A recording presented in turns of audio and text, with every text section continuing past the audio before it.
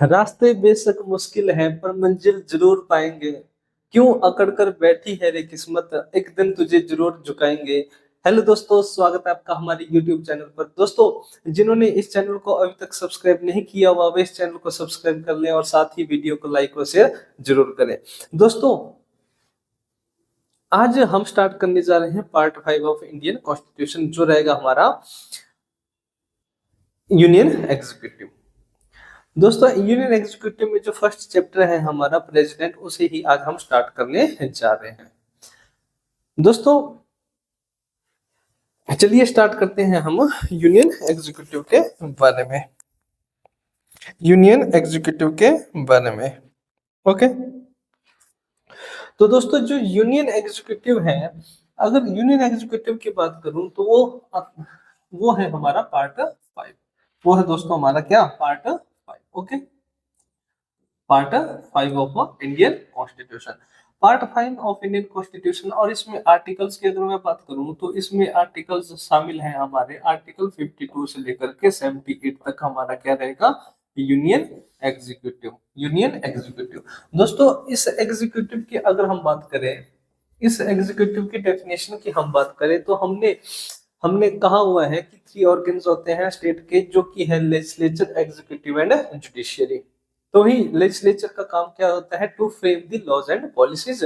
तो ही एग्जीक्यूटिव वो बॉडी होती है जो कि लेजिस्लेचर के द्वारा बनाए गए लॉज और पॉलिसीज को इम्प्लीमेंट करती है ना। To implement the laws and policies made by the legislature. तो वही जुडिशरी का काम होता है, टू गिव जस्टिस। ओके, तो इस एग्जीक्यूटिव की सिंपल डेफिनेशन हम क्या लिखेंगे, a body that implements the, a body, executive is a body which implements the, which implements the which implements the laws and policies, which implements the laws and policies made by the legislature, made by legislature. Okay, normally when we talk about executive we talk about council of ministers, but executive have some more people also. जब दोस्तों हम normally जब हम executive की बात कर रहे होते हैं तो हम काउंसिल ऑफ मिनिस्टर्स की बात कर रहे होते हैं, लेकिन इस एग्जीक्यूटिव में काउंसिल ऑफ मिनिस्टर्स के अलावा और भी कुछ पर्सनैलिटी शामिल है और भी पीपल शामिल है। जैसे कि अगर मैं इसकी बात करूं दोस्तों, यूनियन एग्जीक्यूटिव की एक डायग्राम में अगर बताऊं तो मान लो ये है हमारी यूनियन एग्जीक्यूटिव, ये है हमारे दोस्तों एक यूनियन एग्जीक्यूटिव।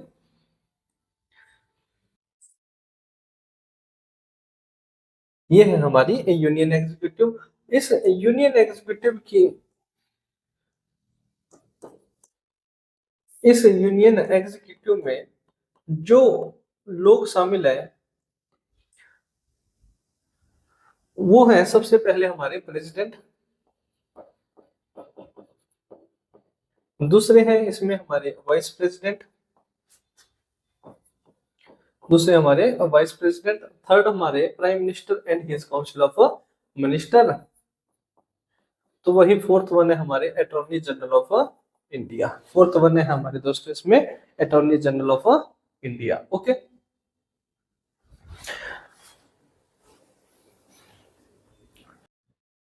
तो इसी यूनियन एग्जीक्यूटिव को आज हम स्टडी करेंगे। इसमें जो हमारा फर्स्ट चैप्टर रहेगा वो है दोस्तों प्रेसिडेंट के बारे में। दोस्तों, जो प्रेसिडेंट है, आर्टिकल 52 जो है हमारे कॉन्स्टिट्यूशन का, आर्टिकल 52, आर्टिकल 52 कहता है there shall be a president of India, there shall be a president of India,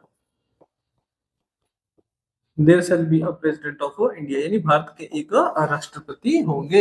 यानी कि अगर मैं आपसे क्वेश्चन पूछूं कि which article establishes the office of president, तो वो आर्टिकल कौन सा है, आर्टिकल 52। आर्टिकल 52 से ही हमारा एग्जीक्यूटिव पार्ट 5 स्टार्ट होता है। तो आर्टिकल 52 स्थापना करते हैं राष्ट्रपति के पद की, राष्ट्रपति ऑफिस की। ओके, तो ये आर्टिकल 53 की अगर मैं बात करूं तो आर्टिकल 53 ये जो पूरी की पूरी एग्जीक्यूटिव है, यूनियन एग्जीक्यूटिव, इसकी पावर की बात करती है। आर्टिकल 53 जो है ना दोस्तों, आर्टिकल 53, आर्टिकल 53 दोस्तों इस यूनियन एग्जीक्यूटिव के पावर्स की बात करती है। यानी कि इसका जो टाइटल है वो powers of union executive, union executive, union executive. Okay, union executive. तो इसे हम समझने का प्रयास करते हैं अब आर्टिकल 53 को। आर्टिकल 53 दोस्तों, जो आर्टिकल 53 है, आर्टिकल 53, आर्टिकल 53 का टाइटल क्या बताया हमने? The executive powers of the union, executive powers of union. Okay, executive powers of the union. दोस्तों आर्टिकल 53 कहता है हमारा कि जो यूनियन की एग्जीक्यूटिव पावर्स है दोस्तों, वो राष्ट्रपति में निहित है। अब दोबारा से मैं इस डायग्राम को बना रहा हूं आपके लिए। जो दोस्तों हमारी एग्जीक्यूटिव है, मान लो ये हमारी एग्जीक्यूटिव है, और इस एग्जीक्यूटिव में दोस्तों कौन कौन से पर्सनैलिटी है? एक है हमारी प्रेसिडेंट, एक हमारे प्रेसिडेंट साहब है, दूसरे हमारे वाइस प्रेसिडेंट है, दूसरे हमारे इसमें कौन है? वाइस प्रेसिडेंट है। थर्ड वन हमारे हमारे पास है prime minister and his council of minister है, और तो वही फोर्थ वन है attorney general of India, attorney general of India. Okay, ये है हमारी यूनियन एग्जीक्यूटिव। यूनियन एग्जीक्यूटिव जो है हमारी इन चार लोगों से मिलकर, इन चार बॉडी से मिलकर बनी हुई है। ओके, इस यूनियन एग्जीक्यूटिव की पावर्स की बात करते हैं हमारा आर्टिकल 53, और कहता है कि the executive powers of the union, executive powers of the union shall vested in the executive powers of union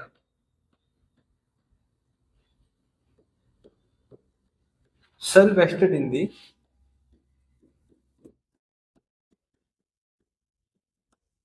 shall vested in the president। Article 53 हमें बताता है कि जितनी भी इस एग्जीक्यूटिव की, इस यूनियन एग्जीक्यूटिव की पावर्स है वो राष्ट्रपति में निहित है, राष्ट्रपति में निहित है। ओके, जितनी भी एग्जीक्यूटिव पावर्स है वो इस राष्ट्रपति में निहित है। अब इसका क्या मीनिंग है दोस्तों? इसका सिंपल मीनिंग क्या है, इसे हम समझने का प्रयास करेंगे। Executive powers of union shall vested in the president, यानी इस राष्ट्रपति के द्वारा, सॉरी इस एग्जीक्यूटिव के द्वारा जो कोई भी डिसीजन लिया जाता है दोस्तों, वो लिया जाता है किसके द्वारा? हमारे राष्ट्रपति साहब के द्वारा। इस यूनियन एग्जीक्यूटिव के द्वारा जो कोई भी डिसीजन लिया जाता है वो लिया जाता है हमारे राष्ट्रपति के द्वारा, या राष्ट्रपति के नाम से वो सारे के सारे डिसीजन लिए जाते हैं, जो भी लिए जाते हैं यूनियन एग्जीक्यूटिव के द्वारा। तो हम क्या मान सकते हैं कि इसका सिंपल मीनिंग क्या है दोस्तों? It means all the executive decisions of all the executive decisions of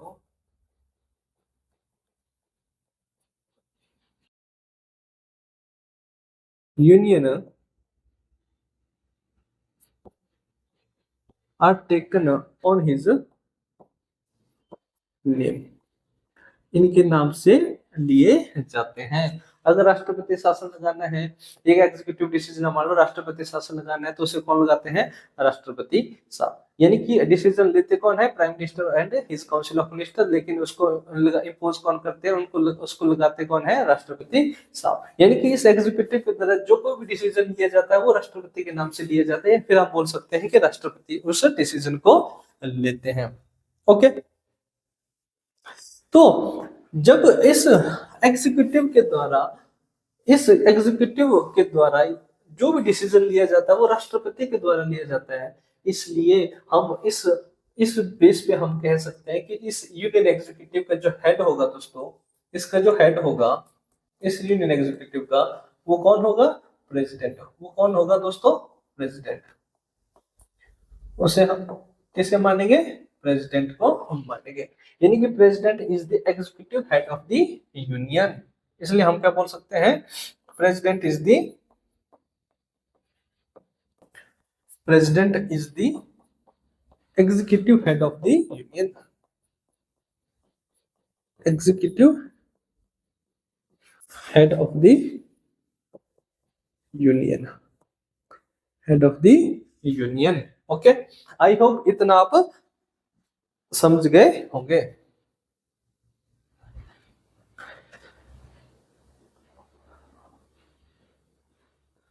दोस्तों एक एग्जांपल लेते हैं। मान लो एक एग्जीक्यूटिव डिसीजन है, एक एग्जीक्यूटिव डिसीजन है to impose president rule in Himachal Pradesh. Okay, मान लो एक एग्जीक्यूटिव डिसीजन है, एक एग्जीक्यूटिव डिसीजन है दोस्तों, और एग्जीक्यूटिव डिसीजन क्या है? To impose president rule in Himachal Pradesh.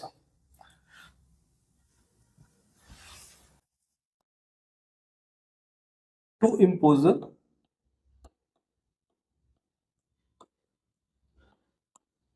President rule in Himachal Pradesh. ये मान लो एक एग्जीक्यूटिव डिसीजन है जो कि लेना है। अब दोस्तों मुझे एक चीज बताओ, राष्ट्रपति शासन कौन इम्पोज करेगा हिमाचल प्रदेश में? तो वो करेंगे हमारे राष्ट्रपति साहब। यानी कि मैं आपसे क्वेश्चन पूछ रहा हूँ कि who imposes president rule in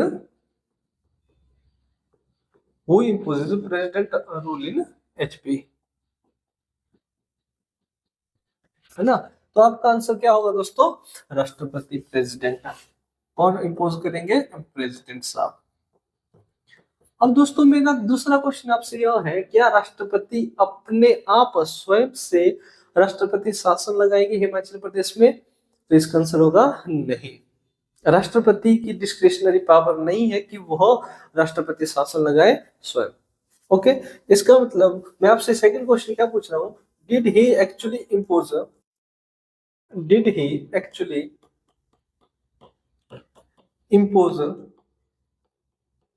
president rule himself? तो जिसका आंसर क्या होगा दोस्तों?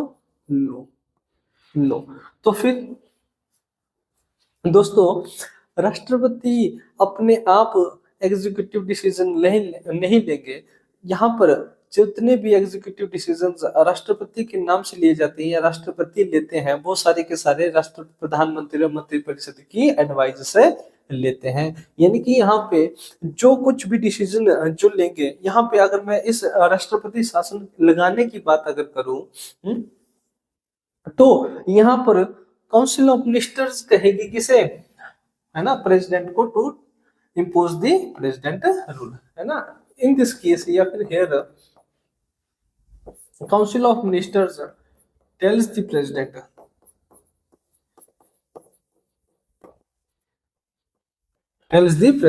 To impose president rule. Okay, यहाँ पे काउंसिल ऑफ मिनिस्टर्स कह रही है राष्ट्रपति को प्रेसिडेंट रूल लगाने के लिए। इसका मतलब है कि on the advice of council of ministers president impose president rule.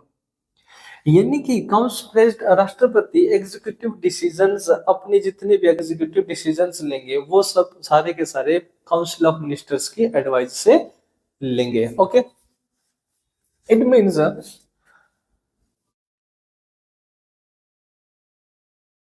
President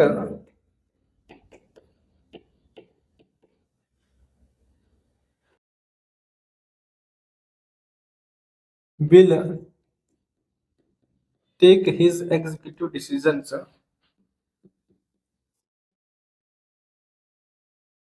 on the advice of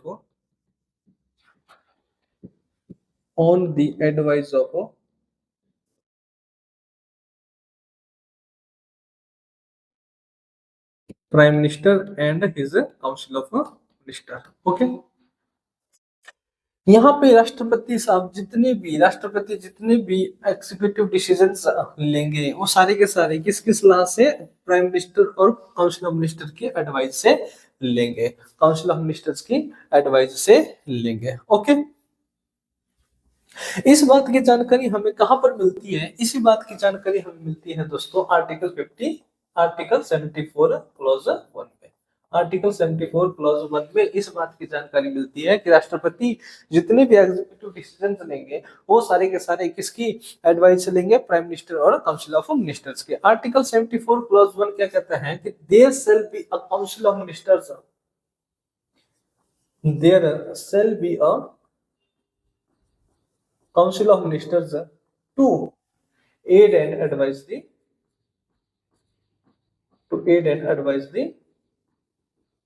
president for exercising his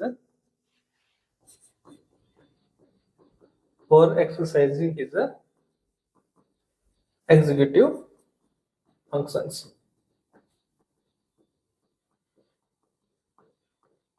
for exercising his executive functions. ये आर्टिकल 74 क्लॉज 1 कहता है कि एक प्रधानमंत्री होगी, एक काउंसिल ऑफ मिनिस्टर्स होगी, किसके लिए, to aid and advice the president, राष्ट्रपति को सलाह देने के लिए, और राष्ट्रपति अपनी जितने भी एग्जीक्यूटिव डिसीजंस लेंगे वो प्रधानमंत्री और मंत्रिपरिषद की एडवाइस से लेंगे। ओके, यानी कि President will take his executive decisions on the advice of Prime Minister and his Council of Ministers। यहाँ तक आई होप, यहाँ तक आप समझ गए होंगे। ओके दोस्तों, इसके बाद दोस्तों आप देखो, जो हमने यहाँ पे बात करी कि भाई राष्ट्रपति है ना काउंसिल ऑफ मिनिस्टर्स की एडवाइस से ही काम करेंगे, तो ये मेरा क्वेश्चन आपसे यह है कि क्या इस एडवाइस को मानने के लिए राष्ट्रपति बाध्य है या नहीं, क्या राष्ट्रपति इस एडवाइस को मानने से मना कर सकते हैं या नहीं। यानी कि अब हम देखेंगे ये जो एडवाइस का नेचर है ना, ये किस नेचर की है, क्या राष्ट्रपति इसको मानने से मना कर सकते हैं या नहीं। Nature of advice of council of ministers to president. Okay दोस्तों, एक अमेंडमेंट हुआ था, 42nd अमेंडमेंट है ना, तो जो 42nd अमेंडमेंट हुआ था, 42nd अमेंडमेंट से पहले यह क्लियर नहीं था कि राष्ट्रपति एडवाइस को मानने से मना कर सकते हैं या नहीं। यह क्लियर नहीं था कि राष्ट्रपति उस एडवाइस, काउंसिल ऑफ मिनिस्टर की एडवाइस को रिजेक्ट कर सकते हैं या नहीं, कब, 42वें संविधान संशोधन से पहले, है ना। तो एक रेफरेंस है हमारे पास 42nd अमेंडमेंट एक्ट 1976, जो कि लेकर आई थी इंदिरा गांधी गवर्नमेंट। किसके द्वारा लेके आया गया था इसे, इंदिरा गांधी गवर्नमेंट के द्वारा, इंदिरा गांधी गवर्नमेंट के द्वारा इसे लाया गया था। और इसे हम क्या कहते हैं दोस्तों, मिनी कॉन्स्टिट्यूशन भी कहते हैं, मिनी कॉन्स्टिट्यूशन भी कहते हैं, मिनी कॉन्स्टिट्यूशन भी कहते हैं। क्यों, इसके पीछे रीजन ये है कि इस अमेंडमेंट ने बहुत सारे अमेंडमेंट किए थे कॉन्स्टिट्यूशन में, जिस वजह से इसे हम मिनी कॉन्स्टिट्यूशन भी बोल देते हैं। ओके, तो 42वें संविधान संशोधन से पहले यह क्लियर नहीं था, it was not clear that president will reject the advice of council of ministers और not. It was not clear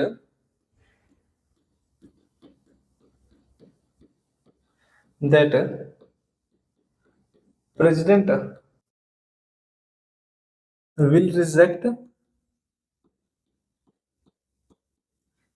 the advice of a council of ministers।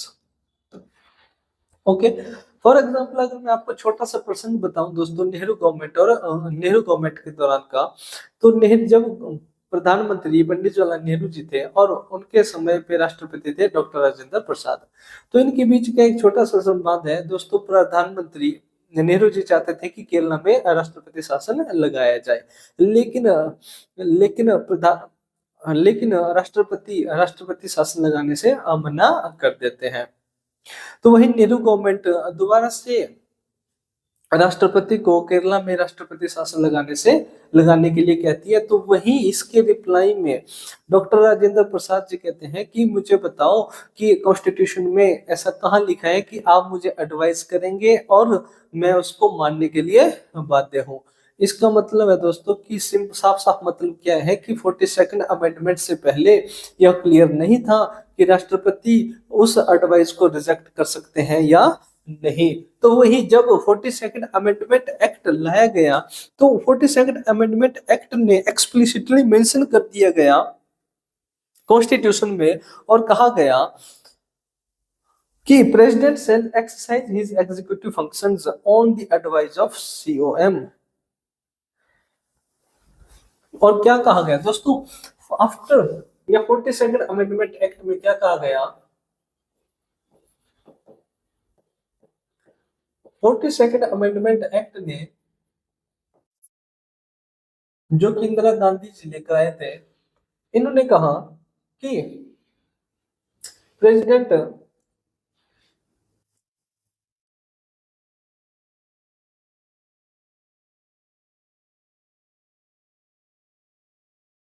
President shall exercise his executive functions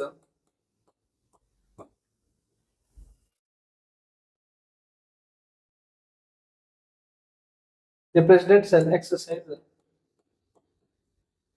his executive functions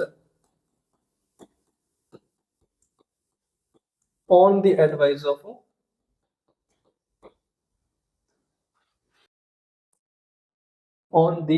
of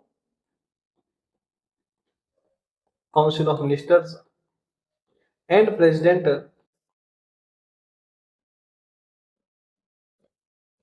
bound with such aid and advice। यानी कि दोस्तों इस 42nd amendment ने explicitly constitution में mention कर दिया कि राष्ट्रपति जो भी एग्जीक्यूटिव डिसीजंस लेंगे वो काउंसिल ऑफ मिनिस्टर्स की एडवाइस से ही लेंगे और काउंसिल ऑफ मिनिस्टर्स उस एडवाइस को मानने के लिए बाध्य है। इंदिरा गांधी गवर्नमेंट ने क्या किया दोस्तों, जो पोजीशन थी प्रेसिडेंट की उसको लिमिटेड कर दिया, यानी उसको ना के बराबर कर दिया। दोस्तों ये वही बात होगी जो जीजा जी बोलेंगे वो साला जी करेंगे, है ना। आपने मूवी देखी है, जो जीजा जी कहेंगे वो साला जी करेंगे। यहाँ पर जो काउंसिल ऑफ मिनिस्टर्स है वो जीजा जी बन गए और जो प्रेसिडेंट है वो साला जी बन गए। दोस्तों अब कहने का मतलब है कि राष्ट्रपति बिल्कुल ही एक सेरेमोनियल पोजीशन बन गई कि राष्ट्रपति वही करेगा जो प्रधानमंत्री और मंत्रिपरिषद उसे एडवाइज करेगी, वो बाकी कुछ नहीं कर सकता। तो वही दोस्तों फिर क्या हुआ कि जब 44th जब जनता पार्टी गवर्नमेंट बनी, जनता पार्टी की सरकार बनी, है ना, तो जनता पार्टी 44th अमेंडमेंट एक्ट लेकर आती है। 44th अमेंडमेंट एक्ट लेकर आती है 44th अमेंडमेंट एक्ट लेकर आती है और कहती है कि it says the president shall work according to aid and advice of the council of ministers. 44th amendment कहता है दोस्तों कि president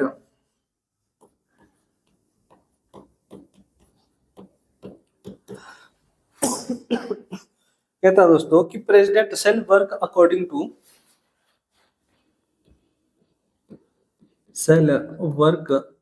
to aid and advice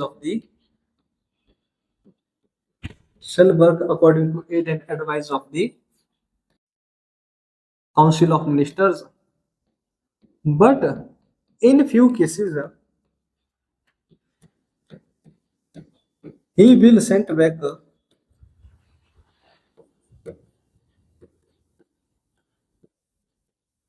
the advice for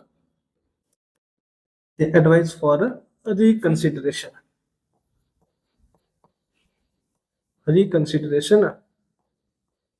But for the second time,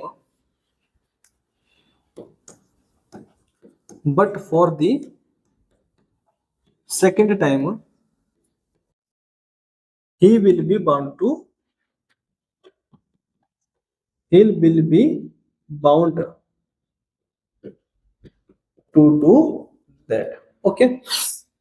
अब 44th amendment ने दोस्तों थोड़ी सी रियायत दे दी और कहा कि भाई राष्ट्रपति प्रधानमंत्री मंत्रिपरिषद की सलाह से ही काम करेगा, लेकिन कुछ केसेस में राष्ट्रपति उस एडवाइस को वापस भेज सकते हैं रिकंसिडरेशन के लिए। लेकिन जब वो दोबारा से कोई एडवाइस जब पास होकर आएगी तो उस केस में राष्ट्रपति के पास कोई और ऑप्शन नहीं है, राष्ट्रपति को उस पे अपनी स्वीकृति देनी ही होगी। ओके, तो ये 44th एक्ट ने किया है ये वाली चीज। ओके, तो वही इंदिरा गांधी गवर्नमेंट ने प्रेसिडेंट की पावर्स को बिल्कुल ही लिमिटेड बना दिया था, बिल्कुल ही लिमिटेड बना दिया था। ओके, तो वही इस आर्टिकल 53 की जो समरी है वो क्या है, the executive powers are vested in the president is to be exercised on the advice of a council of ministers. However, 42nd Amendment Act made it obligatory on the part of President to accept the advice of Council of Ministers. Okay, तो दोस्तों next हम समझते हैं इसमें। अब मुझे बताइए कि what is the relation of president with executive. President का एग्जीक्यूटिव के साथ क्या रिलेशन है दोस्तों, तो हम कहेंगे कि जो प्रेसिडेंट है वो एग्जीक्यूटिव का ही एक पार्ट है, यानी कि इंटीग्रल पार्ट है एग्जीक्यूटिव का।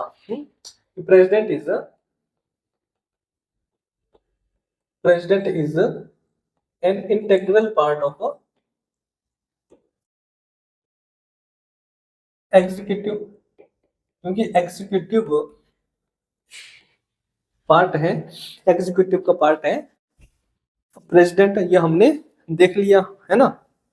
सेकंड क्वेश्चन है दोस्तों मेरा आपसे कि is president also a part of legislature, या लेजिस्लेचर का भी पार्ट है, तो बिल्कुल दोस्तों इसका आंसर है yes. Yes, president is also an integral part of the legislature. दोस्तों जो लेजिस्लेचर है हमारी बनी होती है एक प्रेसिडेंट, दूसरा लोअर हाउस जिसे हम लोकसभा कहते हैं, और थर्ड वन अपर हाउस जिसे हम राज्यसभा कहते हैं। जो प्रेसिडेंट है दोस्तों, ये प्रेसिडेंट इंटीग्रल पार्ट होता है लेजिस्लेचर का भी। ओके, तो थर्ड क्वेश्चन क्या है, is the president of India a member of legislature, क्या इस लेजिस्लेचर का मेंबर होता है राष्ट्रपति, तो इसका आंसर है दोस्तों नहीं, राष्ट्रपति इस संसद का सदस्य नहीं होता है, लेकिन उसका एक इंटीग्रल पार्ट होता है, ये हम कैसे कह सकते हैं दोस्तों, जैसा कि हमने कहा कि जो राष्ट्रपति है वो हमारी लेजिस्लेचर के एक इंटीग्रल पार्ट है, तो इसे ही हम समझने का प्रयास करेंगे कि कैसे राष्ट्रपति जी इंटीग्रल पार्ट है हमारी लेजिस्लेचर के। दोस्तों क्योंकि राष्ट्रपति संसद के या लेजिस्लेचर के डे टू डे अफेयर्स के साथ कनेक्टेड रहते हैं। फॉर एग्जांपल है ना, फॉर एग्जांपल हम अगर कहें तो कोई भी विधेयक, no bills becomes an act without the assent of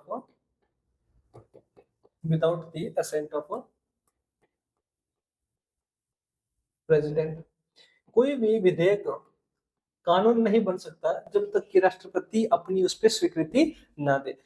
दोस्तों सेकंड हम कहें,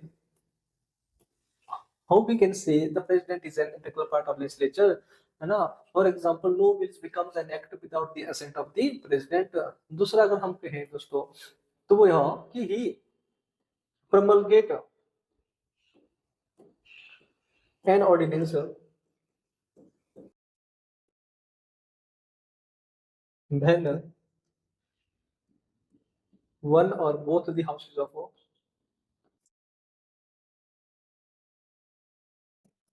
is not in a session।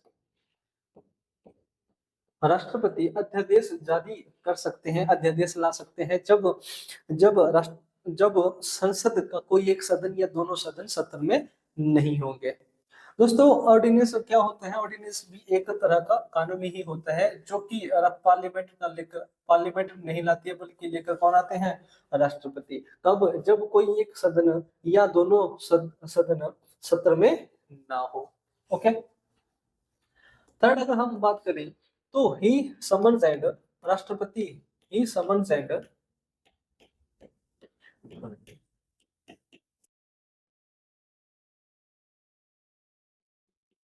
prorogues the session of the parliament, session of parliament, session of parliament, है ना। तो पार्लियामेंट के जो सत्र होते हैं उनको बुलाने और उनका सत्रावसान भी कौन करते हैं? हमारे राष्ट्रपति जी। कौन करते हैं? राष्ट्रपति जी, है ना। नेक्स्ट अगर हम देखें तो राष्ट्रपति, है ना, ही एड्रेसेस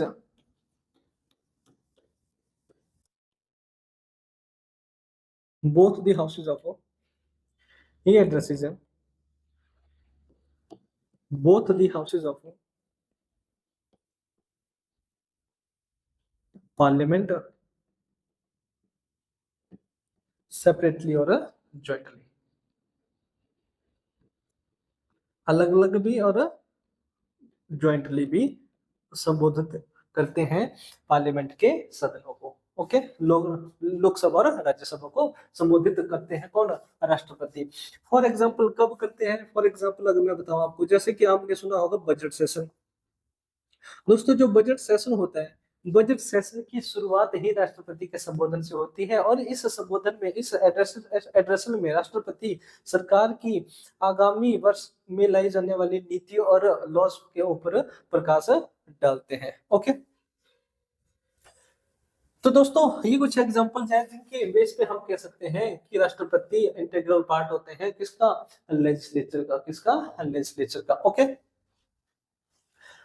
इसके बाद दोस्तों ये था हमारा आर्टिकल 53। नेक्स्ट जो रहेगा हमारा वो है हमारा आर्टिकल 58 जो कि बताता है हमें क्वालिफिकेशन, ओथ एंड कंडीशंस के बारे में, यानी क्वालिफिकेशंस के बारे में बताता है कि क्या क्वालिफिकेशंस है to become the president of India. What are the qualifications to become the president of India. Okay. तो जो क्वालिफिकेशन की अगर मैं बात करूं कि कौन बन सकता है भारत का राष्ट्रपति, है ना, तो ये आर्टिकल कौन सा है? 58, आर्टिकल 58। ये दोस्तों इंपॉर्टेंट है, आर्टिकल 58। ओके। आर्टिकल 58 क्या क्या क्वालिफिकेशन है दोस्तों?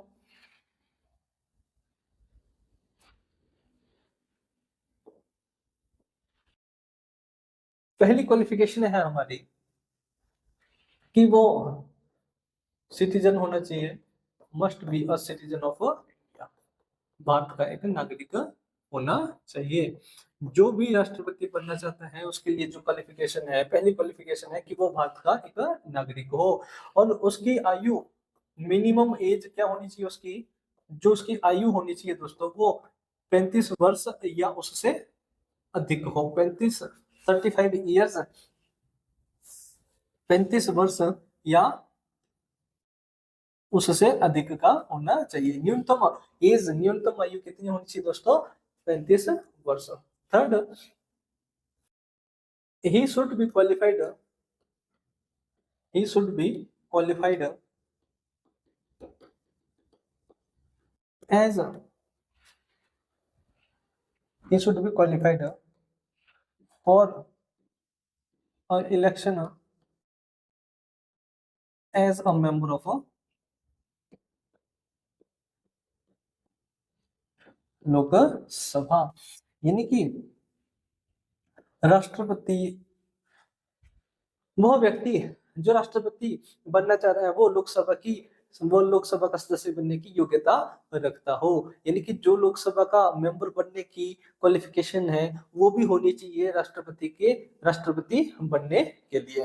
है ना, वो क्वालिफिकेशंस भी होनी चाहिए राष्ट्रपति बनने के लिए, है ना। समझ गए दोस्तों। जैसे अगर मैं लोकसभा का सदस्य बनने की क्वालिफिकेशंस की अगर मैं बात करूं, तो उसमें एक तो आ जाता है कि वो सिटीजन होना चाहिए भारत का, है ना, जिसमें सेकंड मिनिमम एज 25 ईयर्स रहती है लोकसभा का सदस्य बनने के लिए, है ना। तो थर्ड, वो he must be a sound होना चाहिए, he must be sound person, person must be A sound and safe, है ना। फोर्थ, अगर हम बात करें तो he should not be convicted by a court with imprisonment of 2 or more years, है ना। तो जो भी कहने का मतलब है दोस्तों, जो भी लोकसभा का सदस्य बनने की योग्यता होती है वो भी होनी चाहिए राष्ट्रपति की योग्यता, राष्ट्रपति बनने के लिए। ओके। फोर्थ है दोस्तों, फोर्थ क्वालिफिकेशन क्या है, यह इंपॉर्टेंट है दोस्तों, यह आपको पता रहनी चाहिए। यह है कि he should not hold any office of profit, he should not hold any office of a profit, he should not hold any office of profit under union government, under government, state government, any local government, any local government, or any other public authority, any other public authority, any other public authority. यानी कि वह लाभ के पद पे नहीं होना चाहिए किसी भी यूनियन गवर्नमेंट में, स्टेट गवर्नमेंट में, किसी भी लोकल गवर्नमेंट में, या कोई भी पब्लिक अथॉरिटी, है ना, उसमें लाभ के पद पर नहीं होना चाहिए, लाभ के पद पर नहीं होना चाहिए दोस्तों। ओके। यहाँ से यहाँ पे आप एक चीज समझो कि अगर तो कोई व्यक्ति, अगर तो कोई व्यक्ति लाभ के पद पर हो तो क्या होगा, अगर कोई व्यक्ति लाभ के पद पर हो तब क्या होगा दोस्तों, है ना। मान लो हमने कहा कि वो राष्ट्रपति तभी बन सकता है जब वो लाभ के पद पे नहीं हो किसी भी यूनियन गवर्नमेंट के अंतर्गत, या स्टेट गवर्नमेंट के अंतर्गत, या किसी लोकल गवर्नमेंट के अंतर्गत, या फिर किसी भी पब्लिक अथॉरिटी के अंतर्गत। ओके। मान लो सपोज अगर वो ऑफिस ऑफ प्रॉफिट होल्ड करता हो, है ना, तब if he holds office of profit, if he holds the office of profit, then तब क्या होगा दोस्तों, he has to resign from that office before contesting the election, यानी कि उसे राष्ट्रपति का चुनाव लड़ने से पहले उसे अपने उस पद से इस्तीफा देना होगा, उसे अपने उस पद से इस्तीफा देना होगा। if anyone holds office of profit, then he has to resign, then he has to resign from that office, office from that office। Okay. अब दोस्तों यहाँ पे एक चीज समझोगे आप, एक चीज समझो।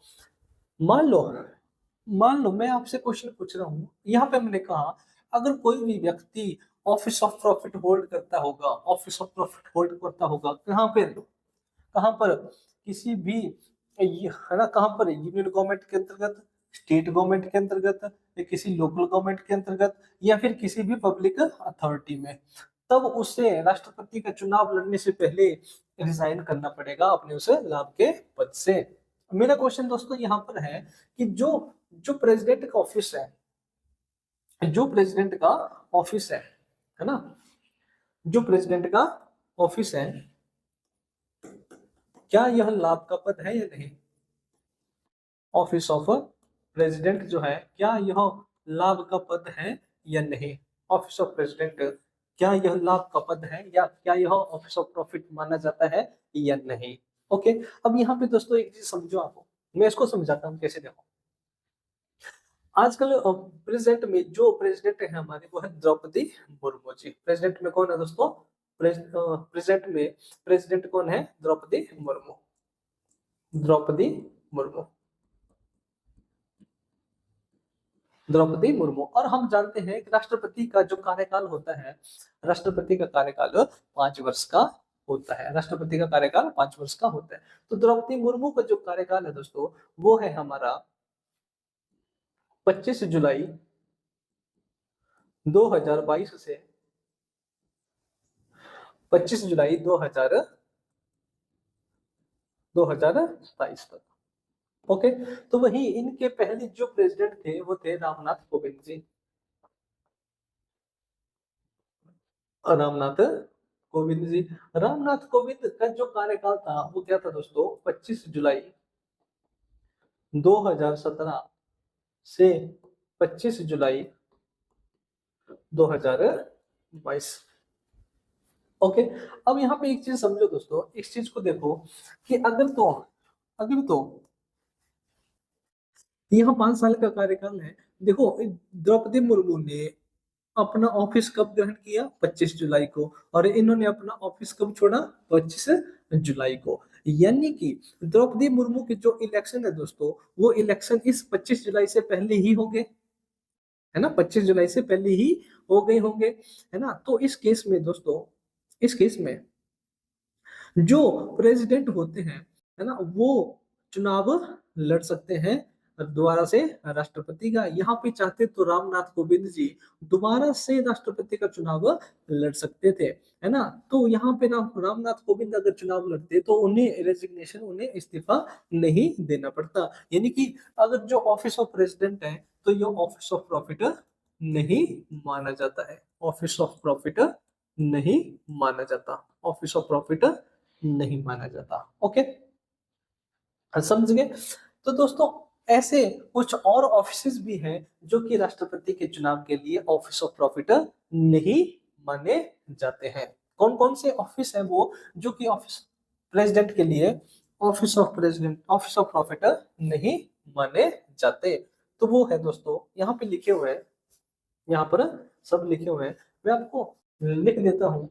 जिसमें पहले जो भी प्रेसिडेंट होंगे, सिटिंग प्रेसिडेंट होंगे, वाइस प्रेसिडेंट होंगे, वो दोबारा से वो राष्ट्रपति का चुनाव लड़ सकते हैं without giving his resignation from that office of profit. यानी कि सिटिंग प्रेसिडेंट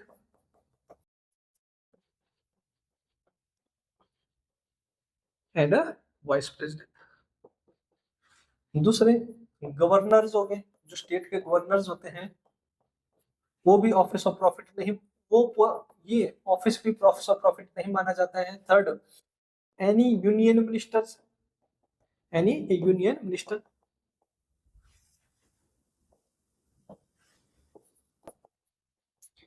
कोई भी केंद्रीय मंत्री का जो पद है वो लाभ का पद नहीं माना जाता है राष्ट्रपति के चुनाव के लिए। Any ministers, any ministers at state level, यानी राज्यों में जो मंत्री होते हैं उनका पद भी लाभ का पद नहीं माना जाता है राष्ट्रपति के चुनाव के लिए, राष्ट्रपति के चुनाव के लिए। ओके, राष्ट्रपति के चुनाव के लिए यहाँ पे लिखा है दोस्तों कि कौन कौन से हैं, sitting president and vice president of India, governor हो गए किसी भी स्टेट के, यूनियन मिनिस्टर हो गए और किसी भी स्टेट के मिनिस्टर हो गए, is not deemed to hold office of profit and hence qualified for election of president. इनके जो पद है दोस्तों, ये पद लाभ के पद नहीं माने जाते हैं राष्ट्रपति का चुनाव लड़ने के लिए, और ये दोबारा से चुनाव, ये अपने पद पर रहकर ही चुनाव लड़ सकते हैं, इन्हें रेजिग्नेशन नहीं देना होता है अपने पद से। ओके, अपने पद से। वही आर्टिकल, नेक्स्ट आर्टिकल है हमारा आर्टिकल 60, जो हमें बताता है ओथ और अफर्मेशन बाय द प्रेसिडेंट। ये भी इंपॉर्टेंट है दोस्तों, oath and affirmation by the president. Who administers the oath of office to the president, राष्ट्रपति को राष्ट्रपति पद की शपथ कौन दिलाते हैं। तो इसका आंसर है हमारा दोस्तों, राष्ट्रपति को भारत के चीफ जस्टिस, कौन, chief justice of India, chief justice of India.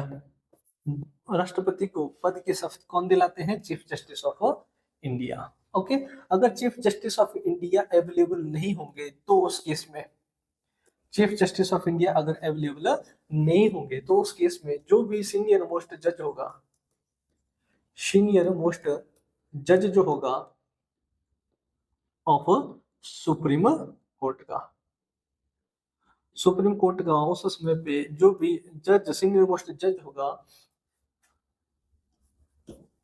जो भी अवेलेबल होगा उस समय पर वो ही राष्ट्रपति को पद की शपथ दिलाएगा। मेनली कौन दिलाते हैं? Chief justice of India.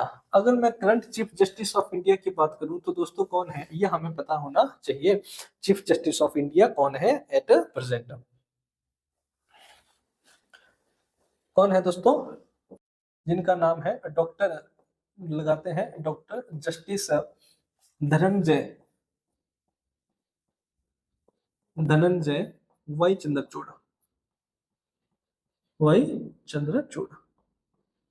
कौन है दोस्तों?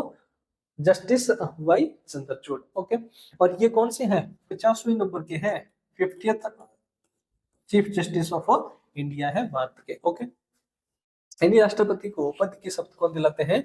चीफ जस्टिस ऑफ इंडिया, है ना। अगर chief justice of India available नहीं होंगे तो उस केस में जो सीनियर मोस्ट जज होंगे सुप्रीम कोर्ट में उस समय पे जो भी अवेलेबल होंगे सीनियर मोस्ट जज वो दिलाएंगे। अगर मैं इसके बात करूं तो ये जो ओथ है दोस्तों जो दिलाई जाती है राष्ट्रपति को वो रिलेटेड होती है, वो ओथ जो होती है वो रिलेटेड होती है टू प्रोटेक्ट, प्रिजर्व और defend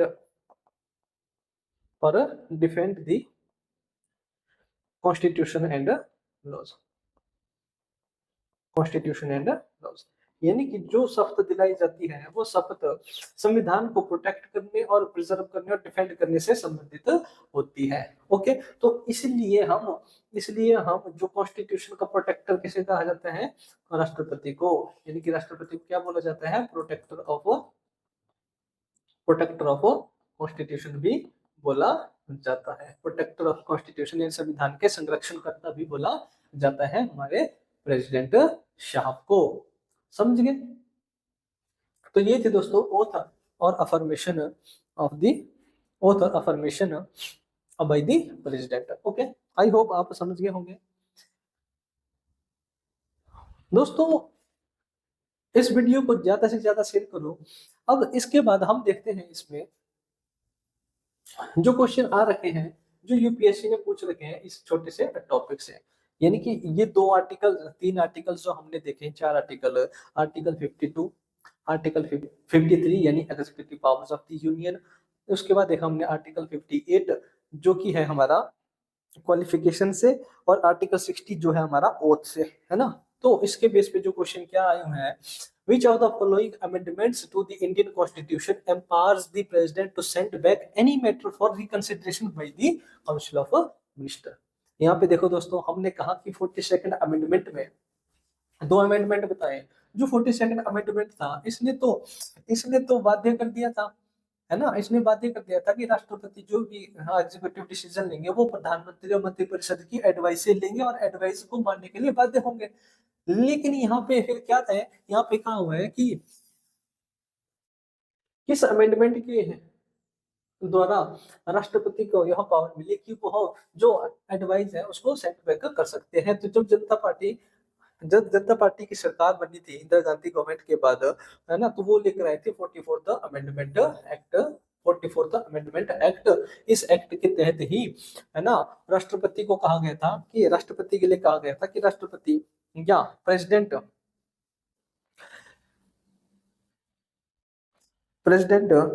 shall work according to the aid and advice of the Council of Ministers, but in few cases he sent back the advice for reconsideration, but for the second time he has to approve it। यानी कि जब दूसरी बार वो advice जाएगी तो दूसरी बार राष्ट्रपति फिर बाध्य होंगे, फिर उनके पास कोई और ऑप्शन नहीं है। ओके, नेक्स्ट क्वेश्चन है दोस्तों जो पूछा गया है एनडीए के एग्जाम में, एनडीए 2016, एनडीए यूपीएससी ही कंडक्ट करती है, जिसमें क्या है कि which of the following statements relating to election as the president of India.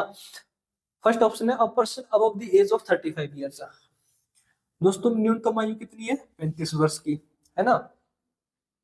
Second है president of India is eligible for री इलेक्शन, तो बिल्कुल वो कितनी भी बार चुनाव लड़ सकता है, कितनी बार राष्ट्रपति बन सकता है, दोनों स्टेटमेंट से। ये थर्ड क्या है, a person is not eligible for election as the president of India if the person holds an office of profit, है ना। तो इज नॉट एलिजिबल बिल्कुल सही, एलिजिबल नहीं होता है जब वो क्या हो, ऑफिस ऑफ प्रॉफिट को होल्ड करता हो, ऑफिस ऑफ प्रॉफिट को होल्ड करता हो, यानी तीनों स्टेटमेंट सही है, तो इसका आंसर क्या होगा, सी ऑप्शन। दोस्तों office of profit, office of profit भी एक अच्छा टॉपिक है, office of profit, office of profit, इसको भी हम किसी वीडियो में डिस्कस करेंगे। ओके, तो ये था दोस्तों। नेक्स्ट जो हमारा रहेगा वो रहेगा president election, how president is elected. दोस्तों वीडियो अच्छी लगी हो, कंटेंट अच्छा लगा हो, तो इस वीडियो को ज्यादा से ज्यादा शेयर करें। Thank you, have a nice day.